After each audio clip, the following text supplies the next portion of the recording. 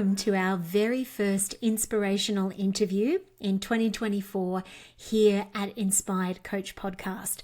And what an inspiration of a coach that I have for you today, and a truly wonderful topic as well. I am delighted to have ahead for you the brilliant, talented, funny, and gorgeous Jade McKenzie, speaking to us about the topic of thriving in your very first year as a coach. Let me tell you a little bit more about Jade.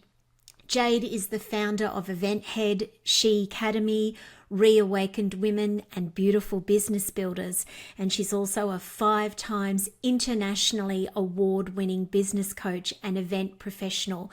She's got over 15 years experience in event management and business development, and she specializes in working with entrepreneurs and business owners ranging from newbie startups right up to multimillionaires who want to create successful and sustainable events and businesses. She's worked in some of Australia's most well-known venues with celebrities and in high-level corporate partnerships, while assisting to raise money for charity, millions of dollars of money, I might add. And as a coach, she has worked with hundreds of clients, supporting them through their business building, personal transitions, and personal development. Jade also happens to be an original pilot member of the Beautiful You life coaching course and alumni, and she's one of our most beloved and esteemed trainers. Jade is a take me as I am kind of woman, and that is something that I absolutely love about her. And the reason I have chosen Jade to specifically talk about this topic with you all today, because as you can imagine, I could have gotten her to speak about so many different topics with her breadth of experience in life, events, and businesses. But I wanted to ask her about really thriving in your first year or in the early years as a coach. And one of those reasons is because when Jade initially studied with us, she had a newborn baby. And so Jade was literally launching her business at a time when she had not a toddler, but like a baby on a hip in arms. Beautiful Cerise, who is now a tween. And she's gorgeous. And we've seen her grow up before our very eyes here at the Academy. And so Jade has this unique perspective of how to actually thrive as a human being and a coach, while also being a mum and juggling that in life at that time. And even if you are not a mum and or you don't have a new bubby with you now, you are going to find so much wisdom and value in listening to Jade talk about all of the things that she knows goes into creating a thriving business. And she really does know, because not only has she created one for herself, but she's also worked with hundreds of new and emerging coaches from around the world to help them build their businesses as well. So enjoy this episode with Jade ahead. She's a firecracker. If you don't know her very well, you're about to fall in love. Jade McKenzie, you're on Inspired Coach Podcast. Big love and welcome to you. Thank you for being here with us. Oh, thank you for having me. I love it.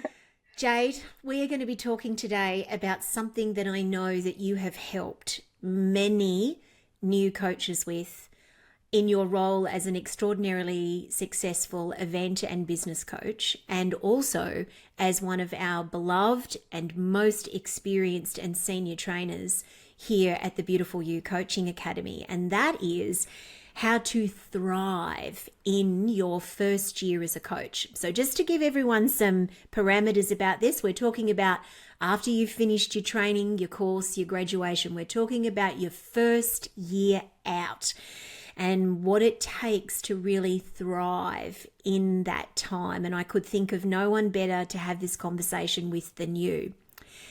And firstly, I want to talk about you because when you did this for yourself 10 years ago now, you were starting your coaching business when you had not quite a newborn, but not far off it, like a baby. And so that had to be factored into your life and your thriving in your first year as well as a coach. Tell us what it was like to start a business quite literally with a baby on your hip. Looking back now, I'm like, Jade, what was wrong with you? Because I'm like, why would you do that? Honestly. But at the time, I was fired up. I was ready to go. And to set the scene, I had been working full time in a charity. And when I got pregnant, I knew I would finish up at that job and I would start my own business. I didn't know what that business was going to be. I just thought when I have this baby, I will know. And so I saved up as much money as I could for bills. So I had 4 months worth of bills, money. And then I was like, okay, and I get 16 weeks payment from the government. All right, so I've got a bit of time to make this work. Cerise was born in October. By December, I was coaching with you on what my business could be. It was an events business. And then was it February or March when it was Beautiful You? I can't remember the February. actual The, timing. the It course was started Feb. in February. And that's when I started my coaching journey. Mm. My gosh, it was a whirlwind, but Yeah. it felt very right. And it was right because throughout that course, when I remember you studying and little baby Cerise, popped up a couple of times, when we were there, you were fully there and it was on and it was happening. And it reminds me actually in thinking about Cerise being born in October, I said she wasn't a newborn, but my God, she was close to it. Like really, really, she's fresh. She's little. She was really, really close to it. And so this has a big impact on someone, the life stage that we're at when we're doing something really significant like starting a dream business for ourselves. And yes, you did go into events coaching because that was something that was an enormous skill set of yours in that charity that you worked in. You knew how to put on amazing events and help other people do that as well. And of course, post graduation, your events and then eventual business coaching business as well. It grew, it thrived, it was extraordinary, amazing, all of the things. And you still support entrepreneurs and business owners in so many different ways. But did you really thrive in your first year? I mean, how challenging was it with a baby? What are some of the things that you had to really move through to actually take care of yourself at that time? Because gosh, sometimes for a new mum it's just hard enough to even get enough sleep. It wasn't easy. It's interesting you asking me that question, did I really thrive? Because when I look back, I feel like I did. There was so much growth, and things were not easy. Things logistically were difficult. Emotionally, it was difficult. I have a history of anxiety, um, and little bouts of depression that I've been through in my life. And I remember being really anxious being in the course because it was something that had come to me as an idea to do, but I hadn't been around life coaches other than you before. And so I step in to this classroom and we were all in person in this smaller group. And I remember just thinking, I am so out of my depth here. Out of everyone's up here. Immediately, I put them on a pedestal and I'm down here. But to me, I knew I had to go through that, go through the learning, get as much as I can from all of these people, build my business and grow. Because in my mind, always, if I am growing, I am thriving as a person because I'm not letting anything stop me. There are challenges that I will overcome creatively or learn from. And the worst thing I could have done was to let that fear stop me from getting what I want. And I put in effort. I worked hard. I did pro bono coaching. I introduced coaching into my business. I started charging clients this much and then more and more as we went on.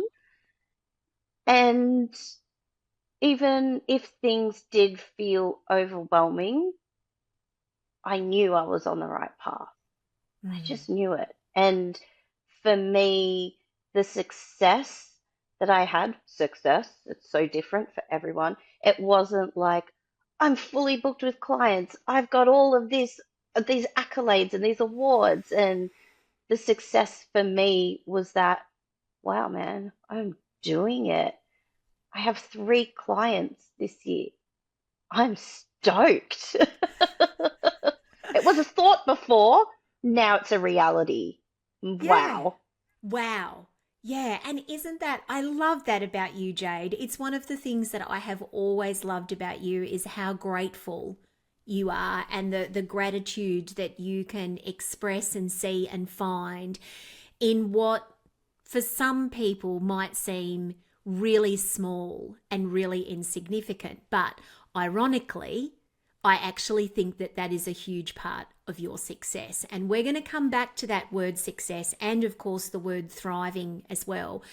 But there's something that you mentioned there that I want to pick up with you a little bit further because I see it as one of the most extraordinary skills and talents and gifts that you have as an entrepreneur and a businesswoman, and that is about relationships and your connection to other people. Because despite what you're saying about how didn't, you were a bit wobbly about the people that you were surrounded by, I also happen to know that many, many years later, you are still in, like a decade later, you still have very conscious and connected relationships to a number of people from that course.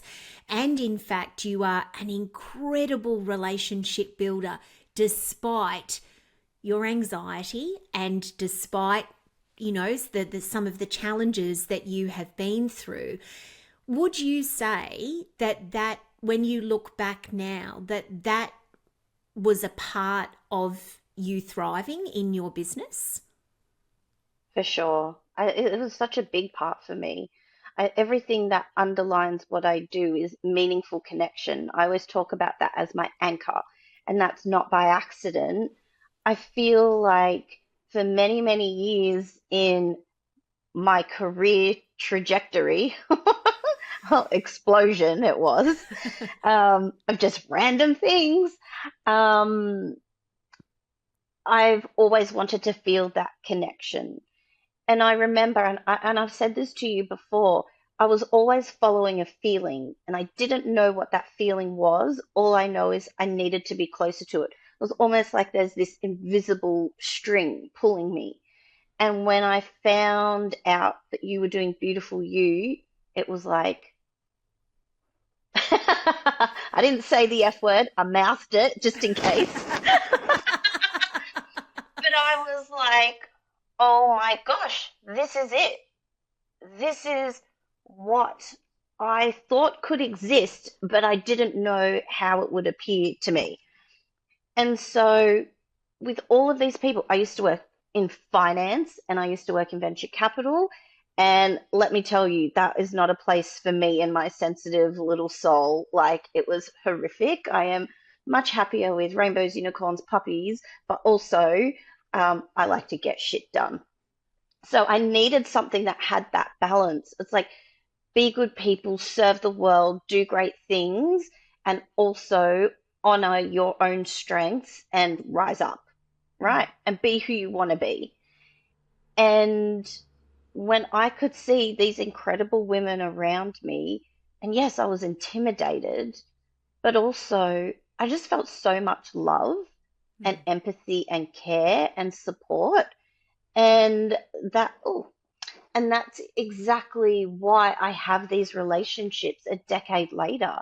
It's because I always say I've never done this on my own. You're Mm, never going to have what you think of as success on your own. There's just no way.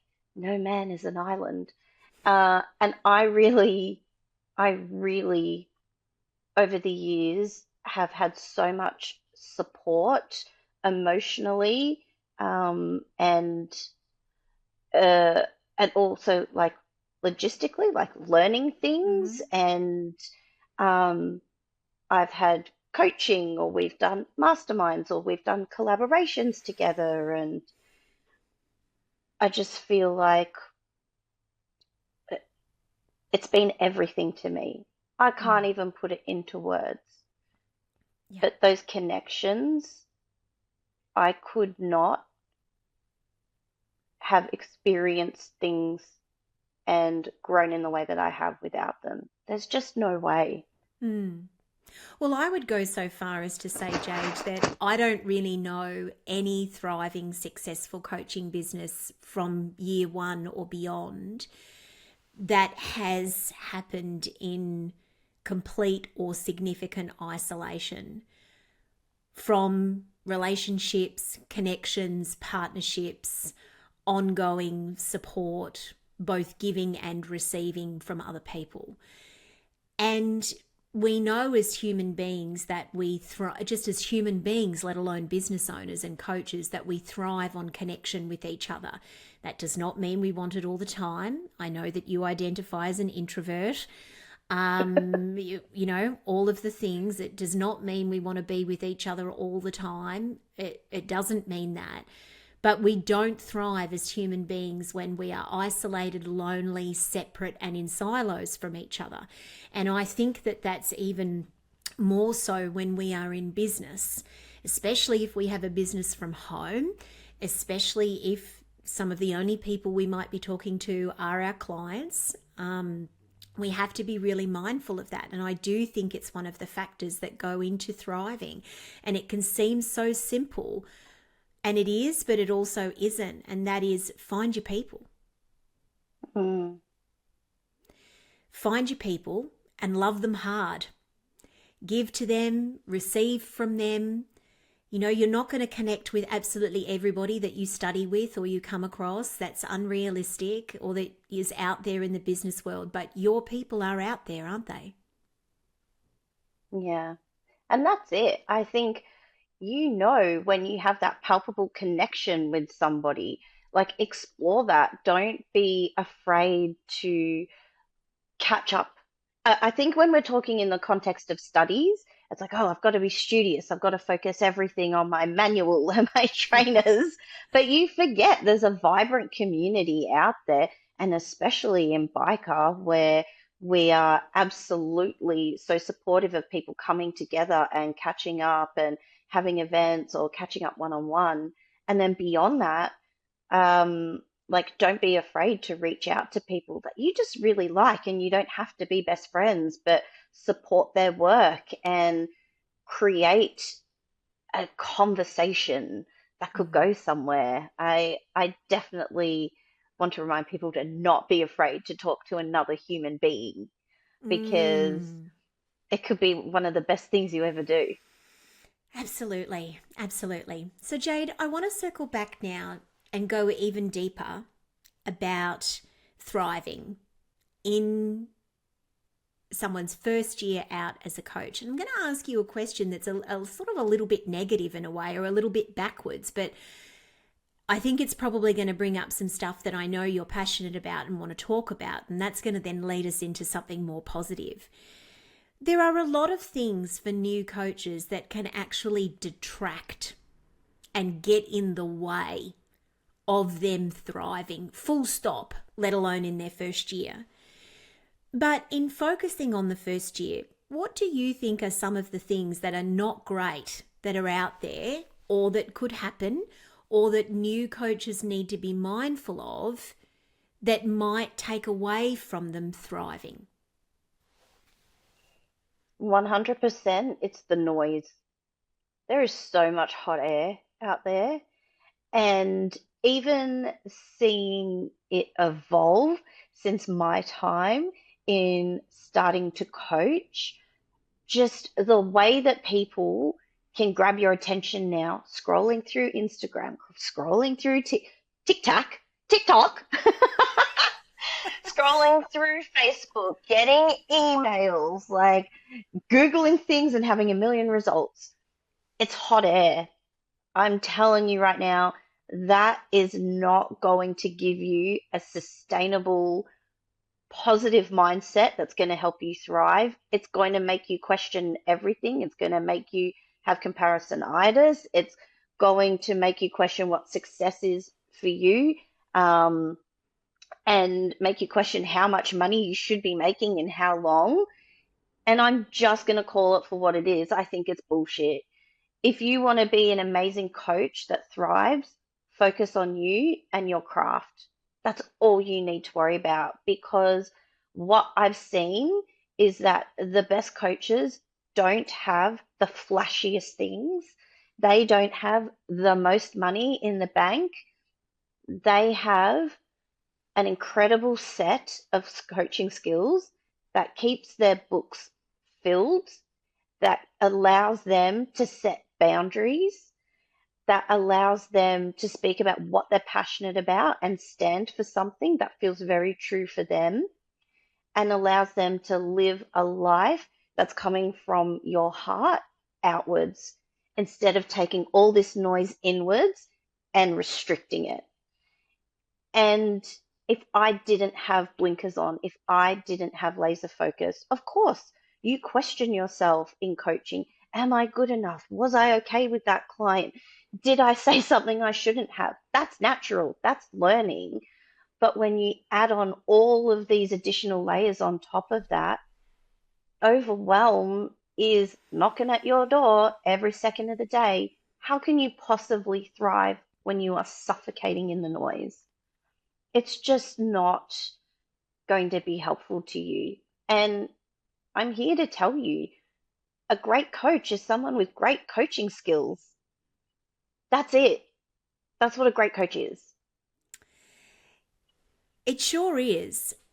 It sounds so simple, and again, it is, and it also isn't. But the marketing that we're seeing at the moment, and of course, we must be nuanced and discerning with all of this, right? With all of it. Nothing is 100% black and white, and that's, all of those kinds of things, not at all. But you could be forgiven at the moment for someone believing that the number one thing that makes a coach good at what they do is how much money they earn. And that simply isn't the case. There are sometimes can be parallels that can be drawn through financial success to lots of different things. That can be a pointer and a marker for many, many different things in a coaching business. That's a given. But it's not necessarily a given that it's all about a direct line between how much money somebody makes equals how good a coach they are. Because you and I know wonderful coaches out there that are not earning 7+ figures, as is now seemingly the new benchmark, and are exceptional at what it is that they do. And so there is a lot of noise. But Jade, it's so hard. Like, how do we shut out the noise? How do we do it when it just seems like we're bombarded with it? It's so true. And, being a trainer and working with Beautiful You, and even in my own stuff, because I've been doing business development for years.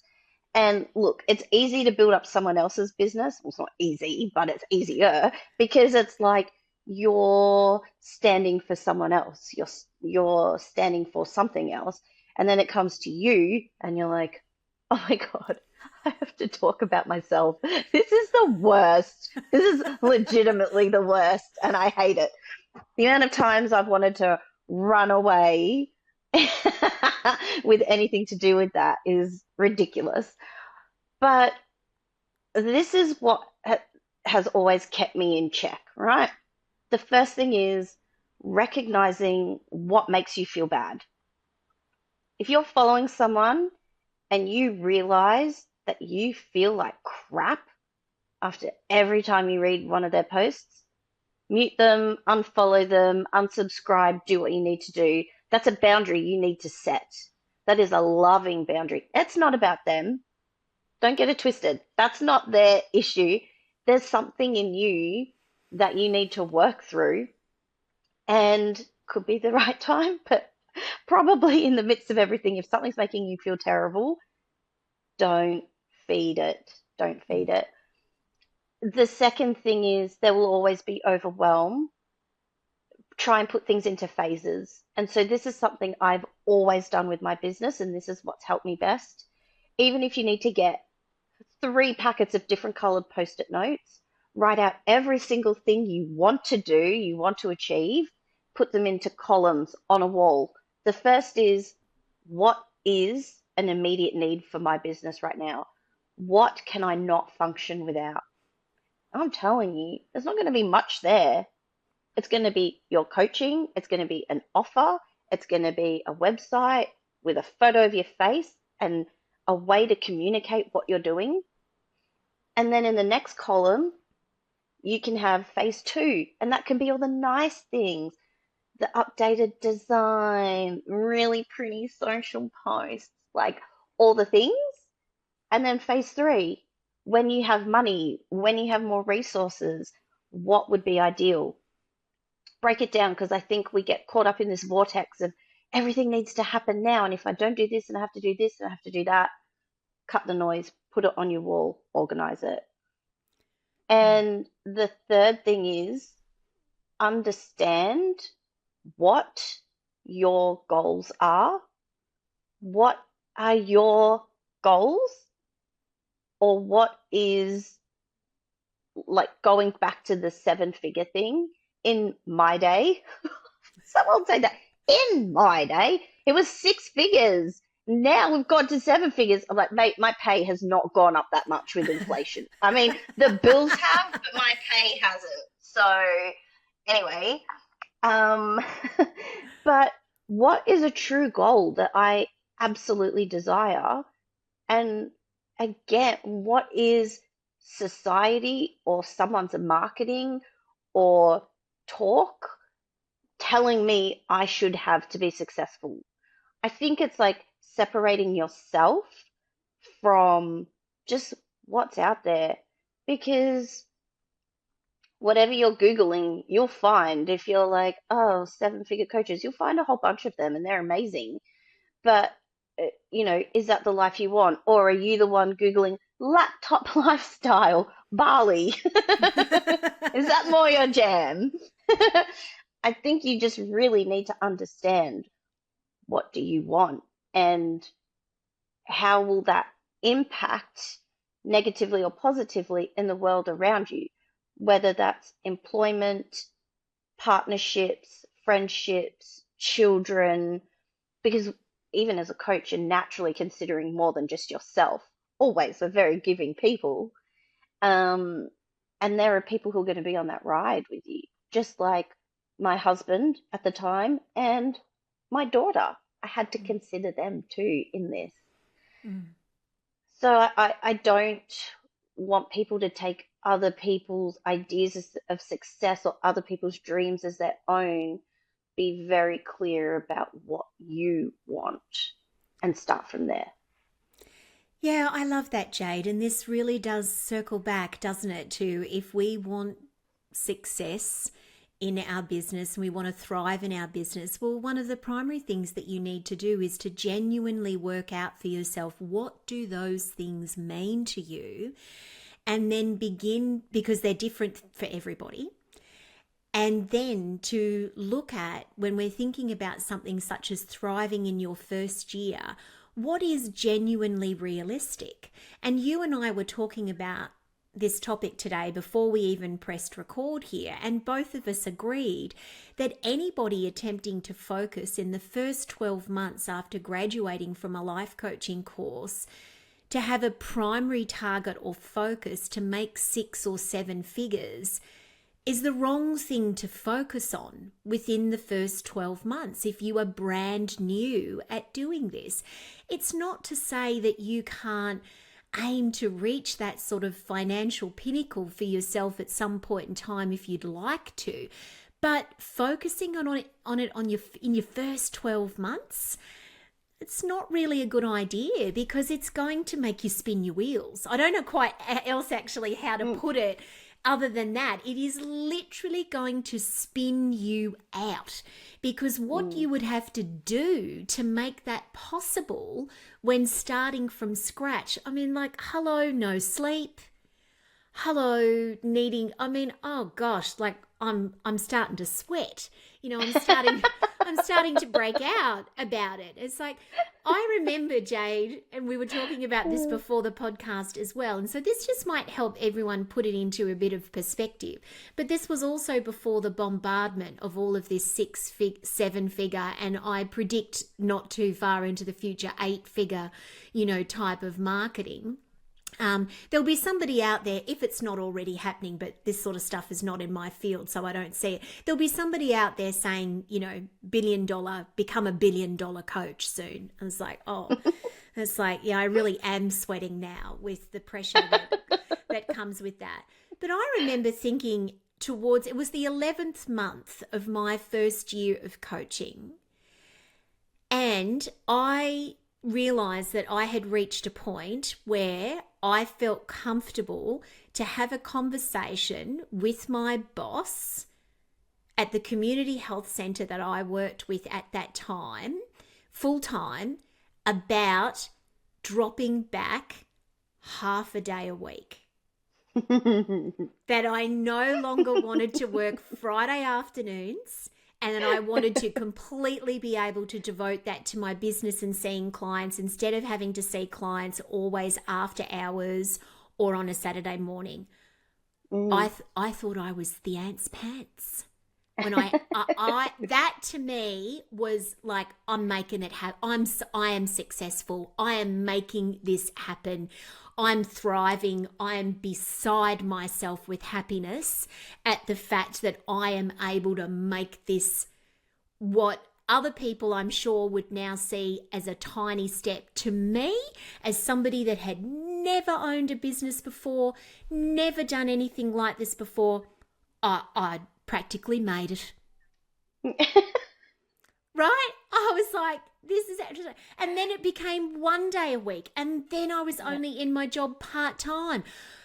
Gosh, I was beside myself with tears and joy and terror and fear and all the things the day that I said no to any paycheck at all and went into my business full-time.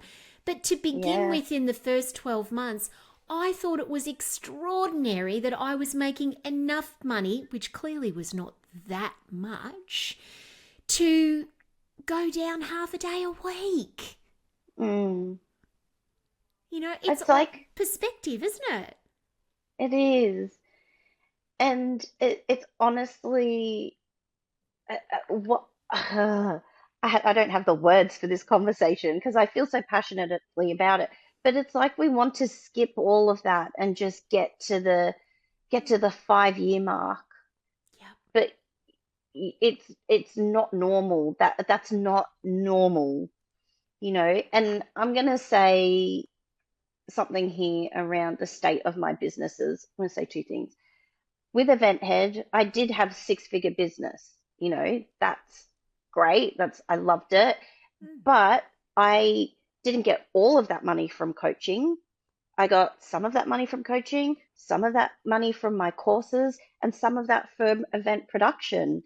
And so even at the start, all of my money came from event management, and it just slowly kind of evened out as time went on. It was never like, bang, Jade's a successful coach. Like, it was not like that at all. And the second thing I want to say is I have been in my own business with Event Head, building that up from scratch, all of those things. And currently I'm in a business with my partner, a family business called Zia. I've been in it for 5 years. The business is 7 years old. And We're a multi-million dollar business, and I'm telling you, there are no shortcuts. It takes time, tenacity, resilience, resources, money, and complete and utter understanding of who you are in the market and what you need to do to communicate to the people who need you. And it's the same as coaching. You cannot force your baby to be a teenager in 1 year. You just can't. Like, if you think about that, you're like, I want my baby to act like a 7-year-old. You're like, that defies the law of nature. It's the same with business. Yeah, it is the same, but it's also really, really understandable that folks like to think that they could be the exception to the rule, and or that it is a lot more possible than it really, really truly is, because of the marketing that exists out there that tells them if they follow this formula or this system or do this or do that, that it could happen. And nobody's necessarily saying that it can't happen. It can, but it's rare. And also, it then circles back to, does that then mean that you're thriving? Yeah. Because, and this is a whole other conversation, because folks, believe me when I tell you, just because you might have more money does not necessarily mean that you are thriving as a human being. Does it make life easier and allow you gateways and opportunities to certain things? Sure, it does. But it's not the be all and end all of absolutely everything. And this is why I think when it comes to things such as thriving and success, we have to bring those things back to ourselves and what it truly means to us. Whenever anyone has ever asked me, Julie, what is success to you in your business? My answer has always been the same. And I actually don't think now, after nearly 20 years, it's going to be any different. It's always been that I get to spend my time in the way that I want to. Mm, That is agreed. my greatest measure of success.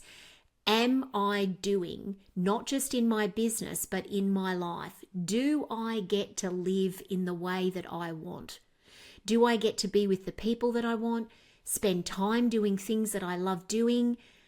Is that actually happening? Because if it's not, I'm not successful. There is a problem there. That's the pinnacle for me, and it always has been.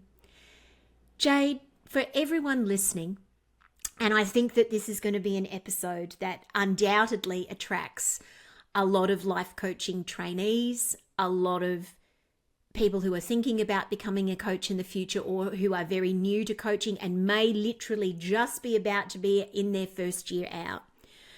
What incredible piece of Jade wisdom would you like to leave with them about anything that you want to share that could inspire and help them to really thrive in their first year?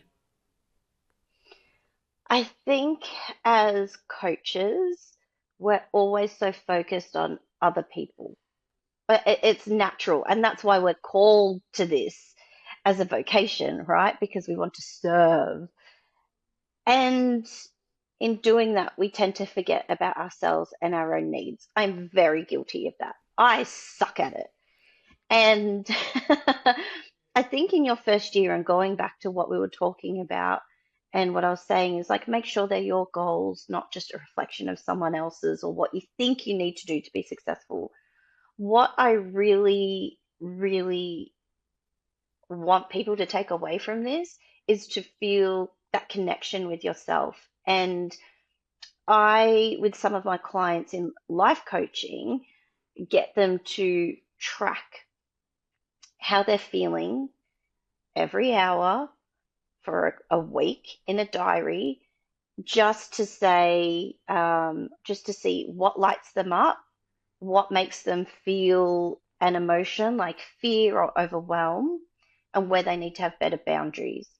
And I think if you can start by doing something very simple like that, just for a short amount of period of time, it starts to become clear what is important in your life, what gives you joy, and where you can start moving towards getting a version of success that feels amazing to you. Because you and I are very similar. It's about having that freedom of choice to do what we love. Doesn't mean we don't work hard. It doesn't mean we're not putting in the effort. What it means is that we feel like we are able to be an advocate for ourselves, to be a sovereign being, and to be able to do what we love without question. Um, and I think just really intimately knowing yourself is going to help you understand what your goals are. Because that first year, it's all about you. You might think it's about your clients, you might think it's about all these other things, but it's about you. And as much as we always just want to put the attention on other people, don't sacrifice that time on yourself, because you're the engine that keeps it going. Without you, there is no coaching business. That was a Exactly. very long-winded way of just saying, just remember to check in on yourself. Precisely and powerfully and potently summarized at the end there, Jade, like a true coach trainer that you are. Thank you so much for being with us. And may I say, while I'm here as well, thank you so much for absolutely everything that you have over the past decade devoted and given to the Beautiful You Coaching Academy and every single life coaching trainee that has come through this experience. When I said before that you were one of our most beloved trainers, I absolutely meant that with all of my heart. You bring so much Jade isms and humor and rawness and realness to your teaching, your training, and to how you are with everyone in our course. And we're just so honored to have you as a part of our team, and everyone that is an upcoming life trainee that gets to learn from you is so blessed to do so. Thank you for helping us thrive. Oh, thank you so much. That's beautiful. You are you. I can't. You are so welcome, everyone. If you would like to connect more with Jade and her, if you've loved this interview with Jade, you've gotten the real Jade today. So if you love her, then you're going to want to connect with her on social media and the various different things that she does, because this is just her. And so what you see here, what you hear here is exactly what you're going to get. Please go to the podcast section of our website and you'll find all of her details there. And of course, if you ever choose to train with us, then you'll have the great joy of being trained by Jade herself.